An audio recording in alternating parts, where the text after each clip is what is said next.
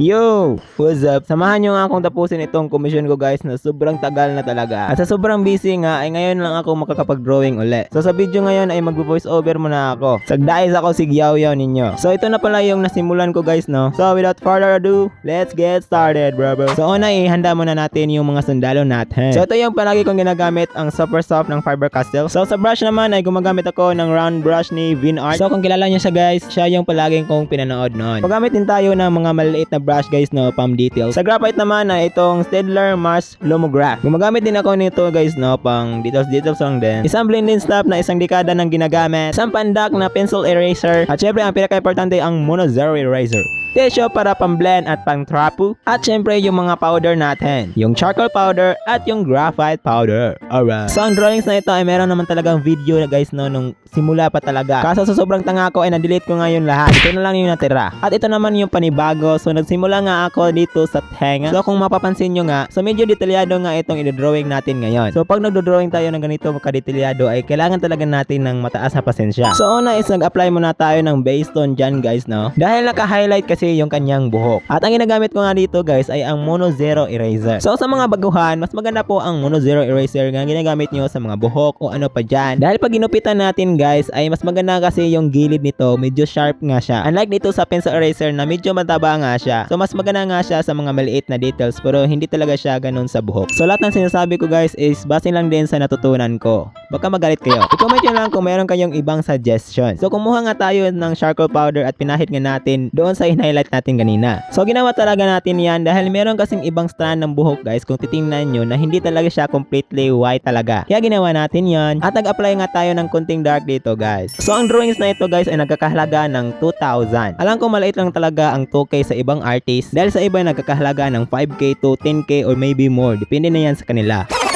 Oh, baka kala mo 100, 200, 400. Ano yan, friend? Hindi din natin masisisi guys, no? Dahil hindi din kasi madali mag-drawing. Hindi din namin hiningi yung art materials. Napupuyat pa kami. Inalagaan pa namin ito na maigi. And so on. Talking about prices guys, no? Share ko lang yung mga commission ko noon na nagkakahalaga ng 80 pesos. So nag-i-improve pa lang talaga ako dyan. At yung mga client ko lang is yung mga kabilang section. Hanggang nagiging 200 to 250 nga yun guys. At huli nga is nagiging 350 nga yun. So balik na tayo. So mas maganda din guys, no? Na palagi nyo i-cut yung Mono Zero Eraser nyo at gagamitin nyo yung cutter. Tinatamad din kasi akong kumuha ng cutter guys. Dadaan muna ako sa sobrang daming bakbakan. At nasa likod nga yung set na merong cutter. At yun nga yung gagamitin natin. Tada! So hiwain nyo lang yan guys no, para ma-maintain nyo yung sharpness ng Mono Zero Eraser nyo. At ayun, balik na naman sa pag-highlight. So kung kayo guys no is nagsisimula pa lang kayo sa pagko-commission, so wag kayo mahiya mag-offer sa mga clients nyo dahil di naman sila lalapit sa inyo kung hindi nila nagustuhan yung mga gawa nyo. So kung hindi nila afford at namahalan sila, may nagsabi nga sa akin na kakilala noon guys no, sabi niya, CG, wala naman talagang mahal na bagay. Wala lang talaga tayong perang pambili. Tinamaan talaga ako noon. Pero okay lang, bata pa kasi ako noon. Natural talaga na wala talaga akong pera. Kahit nga hanggang ngayon eh. Kaya kung kayo nga guys, kung hindi nyo nga afford yung isang bagay, huwag nyo isisi sa mahal. Wala lang talaga tayong pera. Ganun lang yun. Aray ko. Sa ngayon nga guys no, ay sobrang busy ko na talaga. Kung napapansin nyo na nga guys no, na hindi na tayo masyadong nakapag-content. Dahil nag-affiliate din kasi tayo. In other term, nagpo-promote tayo ng mga product. Hindi yung corn beef ha. Tapos kumikita tayo by commission. Kagaya nga nito guys no, halika mag-advertise muna tayo. Sa unang tingin ay akala mo isa lang isda o isang tuyo. Pero dyan ka nagkakamali. Dahil isa pa itong wallet. Kung mahilig ka nga sa isda o mahilig ka sa tuyo, ito na yung wallet na para sa iyo.